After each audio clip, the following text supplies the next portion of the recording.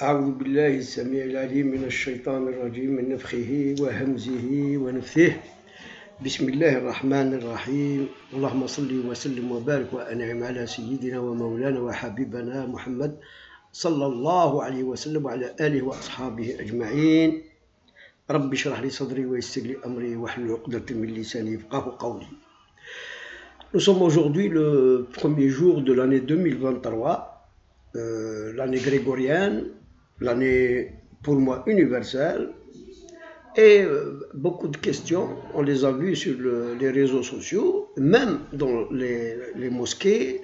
Ce vendredi passé, beaucoup d'imams ont fait des prêches sur la question de la licité de souhaiter la bonne année pour donc que ce soit un musulman, ou un chrétien, ou un juif, ou je ne sais pas, n'importe quel être humain, à l'occasion de la nouvelle année. Croyez-moi que j'ai lu les fatwas de Ibn Baz, de Ibn al-Uthaymin, de la position d'autres wahhabites ankylosés, paralysés d'esprit, bloqués dans leur esprit.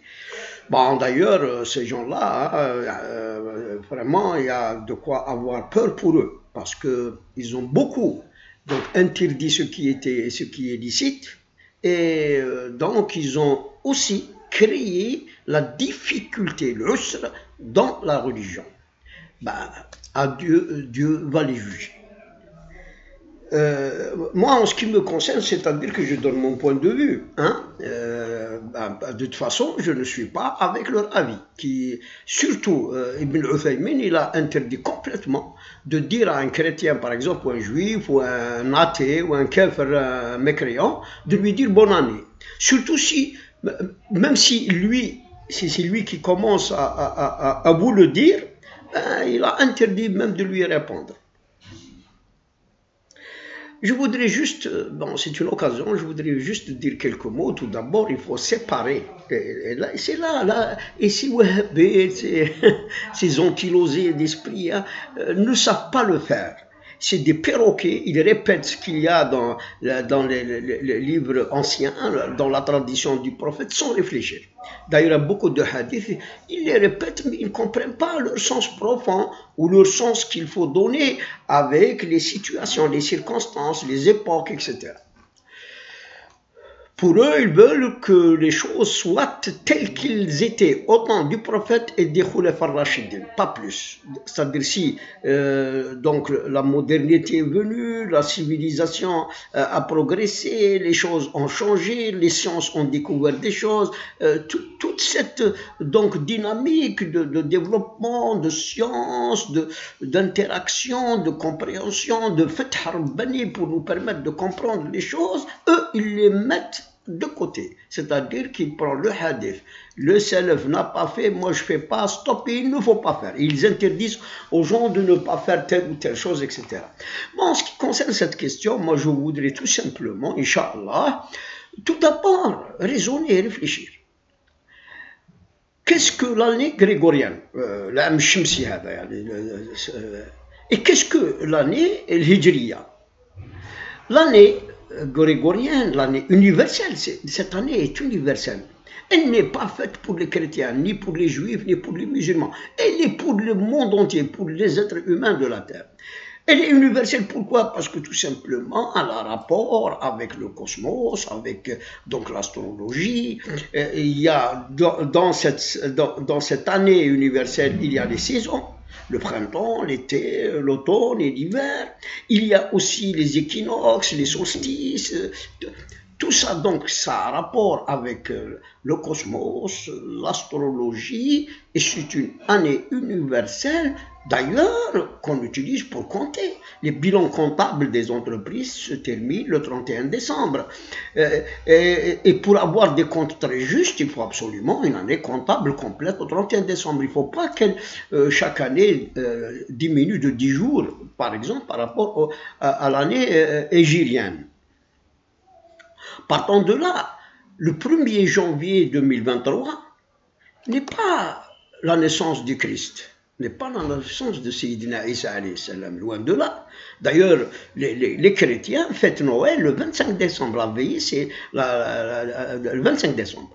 Quoique bien sûr les chrétiens, leur livre, l'évangile qu'ils ont entre leurs mains est un livre falsifié et les dates sont fausses parce que nous, puisqu'on croit que la seule parole de Dieu qui a été préservée par lui-même subhanahu wa ta'ala est le Coran, dans le Coran, il est dit que Maryam, alayhi salam, quand elle allait mettre bas Sidna Isa alayhi salam, juste après l'ange, plutôt lui-même, Sidna Isa alayhi salam, lui dit وَهُزِّي إِلَيْكِ بِجِذْعِ النَّخْلَةِ تُسَاقِطْ عَلَيْكِ رُطَبًا جَنِيًّا. Il lui dit qu'il faut donc essayer de secouer le palmier et il va tomber, c'est-à-dire à côté de toi, des dattes mûres. Alors que, regardez, c'est-à-dire que si on tient compte de la date du mois où les dates donc mûrissent, c'est bien octobre, le mois d'octobre. Donc on est loin. Donc ce n'est pas du tout c'est-à-dire, si on tient compte de ça, c'est-à-dire le temps ou l'époque ou le mois où les dates mûrissent. Mais attention, c'est-à-dire que moi, dans le passé, j'ai fait une critique pour cette approche. Parce que là, il s'agit de miracles. Ce n'est plus la question d'octobre ou de janvier, etc. C'est que si Dieu veut, en un clin d'œil, qu'un arbre, je ne sais pas, naisse, apparaît, et puis donne des fruits, en un clin d'œil, il le fait. Et là, donc, puisque c'est Sidna Isa qui porte donc Ruh, lui, il est esprit, il est donc enveloppé par l'ange Gabriel tout le temps. Donc là, il se pourrait que la date, on ne la connaît pas réellement, mais il se pourrait que ce miracle a eu lieu à un moment où il n'y avait pas de date. Il n'y avait pas de date.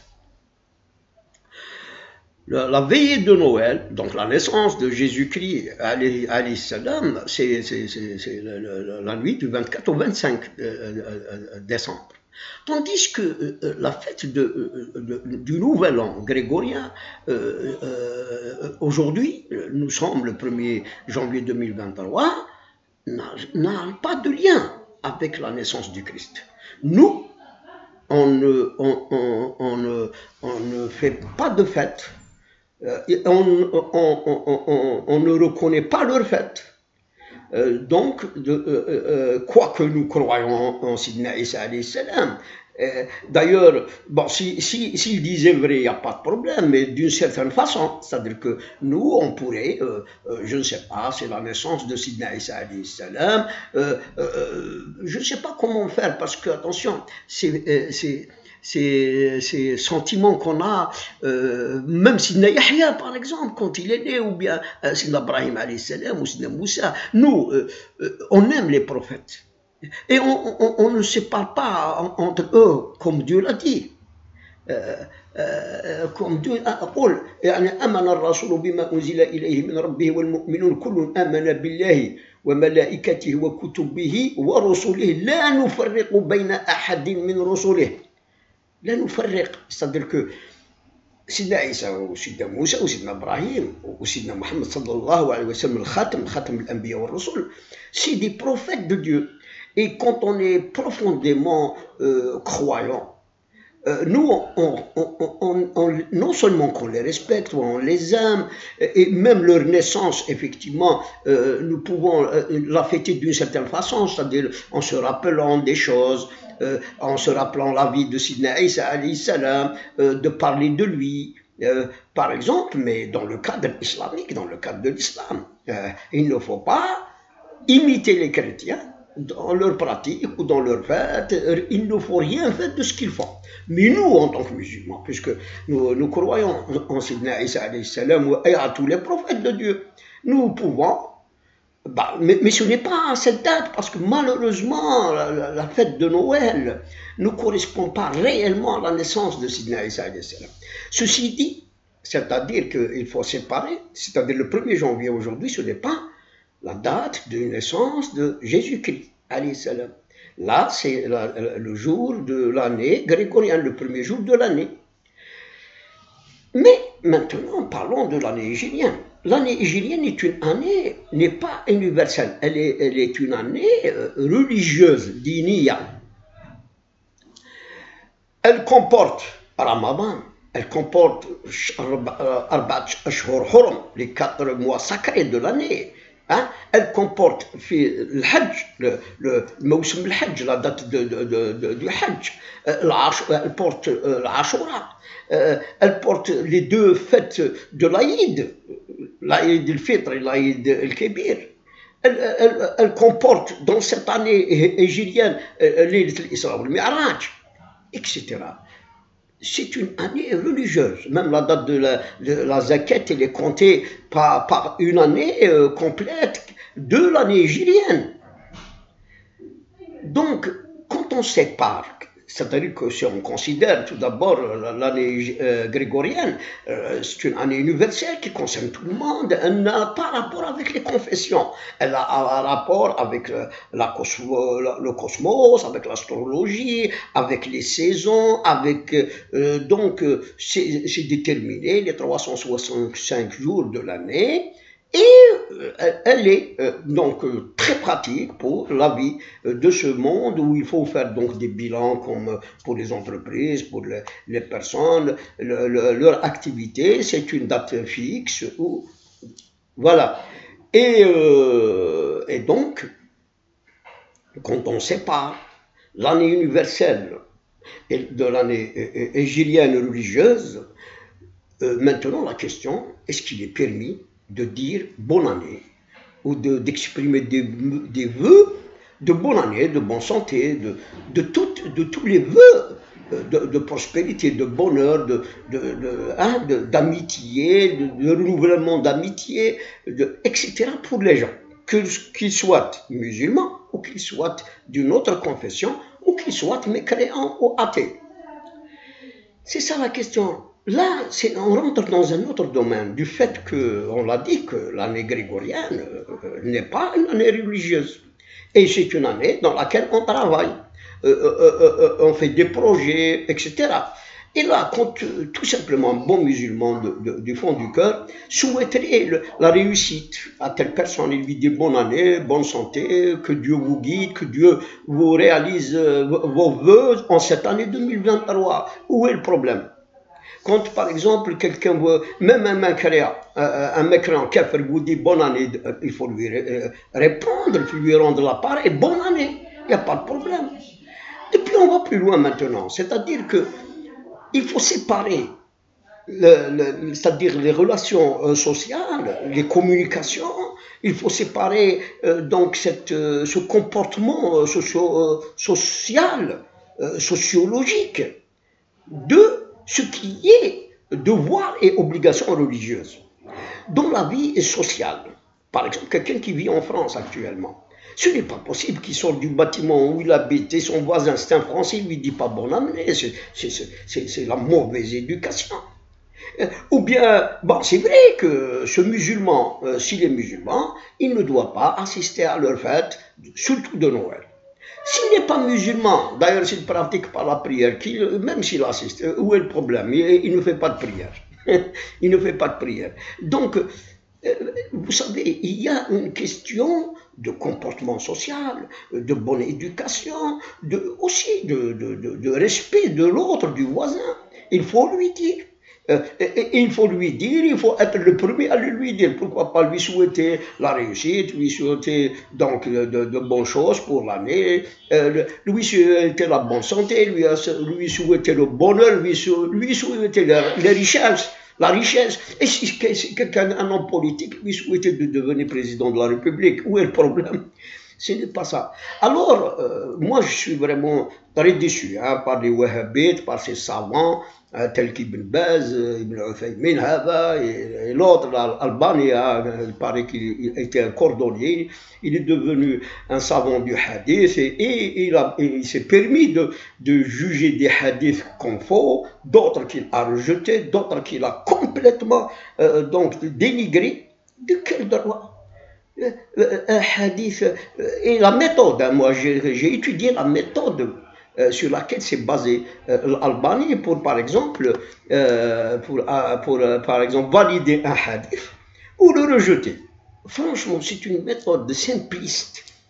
Alors, j'ai donné un exemple une fois que, en montrant, en démontrant qu'un hadith qui a été dit par le prophète et qui a été rejeté par l'Albanie et les Wahhabites, s'est trouvé avec le temps, avec la science et les découvertes, qui était un hadith véridique. Même quand on trouve dans les sunan d'Ibn Majah, de Bayhaqi, ou bien de Hakim de Tirmidhi, ou bien on trouve par exemple des hadiths dans les autres sunan, en dehors de Sahih Muslim et Sahih Bukhari, il faut les lire. C'est vrai que la première des choses, il faut voir que le hadith, s'il ne contredit pas l'islam en général, c'est-à-dire qu'il ne sort pas du cadre de l'islam, je ne sais pas, c'est ça, c'est-à-dire qu'il faut le mettre sur la balance de la charia. Si le hadith, par exemple, parle de choses étranges, inconnues, il faut le prendre, il faut se taire, il faut laisser le temps et la science de le confirmer. Donc, voyez-vous, ce n'est pas des savants pour moi, parce que les gens qui sont restés donc bloqués dans leur esprit, qui répétaient comme des perroquets, qui ne réfléchissaient pas, qui n'essayaient pas de situer les hadiths, les compréhensions, les interprétations, même des versets du Coran, avec donc les savants modernes de notre époque, ces gens-là sont vraiment bloqués dans leur esprit et il ne faut pas les suivre, pas du tout, hein, pas du tout. Donc voilà, c'est-à-dire la finalité, c'est qu'il n'est pas interdit, pas du tout en islam, de dire bonne année, de souhaiter la bonne année, comme si on a fait un autre vœu ou une prière pour quelqu'un qu'on connaît ou c'est-à-dire qu'on connaît, qu'il soit chrétien ou juif ou athée, etc. Et bien sûr, même entre musulmans, on peut se faire, c'est une occasion de souhaiter donc de bonnes choses aux amis, aux proches, aux voisins, pourquoi pas. L'islam n'interdit pas ça. Toutefois, il ne faut pas imiter les chrétiens. Il ne faut pas participer dans la fête de Noël. Il ne faut pas faire ce qu'ils font, par exemple les bûches avec le chocolat, je ne sais pas, manger un Père Noël en chocolat. Là c'est très grave. Là, c'est une imitation que Dieu, justement, réprouve, et que ceux qui ont fait ça, ils seront comptés parmi les chrétiens. C'est-à-dire, ceux, man tashabbaha biqawmin fahuwa minhum. C'est-à-dire, si tu imites donc les chrétiens, dans leurs fêtes et dans leurs pratiques, etc., tu seras compté auprès de Dieu que tu es chrétien comme eux. Voilà, donc il faut vraiment réfléchir. Nous ne sommes plus dans une époque où il faut prendre les choses à la lettre. Même moi, les critiques que j'ai faites sur les grands savants du soufisme, hein, c'est ça, c'est que même un grand savant du soufisme, tel que Cheikh Al-Akbar par exemple, de nos jours, il y a des docteurs, il y a des savants, des professeurs qui arrivent à le critiquer. Attention, tous ceux versés dans les profondeurs de l'islam, dans la profondeur du dogme et de la jurisprudence islamique, ils arrivent à le contredire, comme on a bien trouvé des éléments qui donc contredisent ses pensées, ses réflexions et son ijtihad. Quoique, tout ce qu'il a rapporté, par exemple, par le biais de l'ange d'inspiration, là, on est neutre, on ne sait pas, peut-être c'est vrai, peut-être c'est faux. Aujourd'hui, je tiens à dire donc à tous mes abonnés, à tout le monde sans exception, hein, bonne année, bonne santé pour toute l'année, Inch'Allah, et je souhaite à tout le monde de réussir dans cette année, de réaliser leurs vœux, Inch'Allah, et que Dieu nous aide tous à réaliser nos vœux, Inch'Allah, durant cette année 2023, et à une autre vidéo, Inch'Allah, on salam alaikum wa rahmatullahi ta'ala wa barakatuh.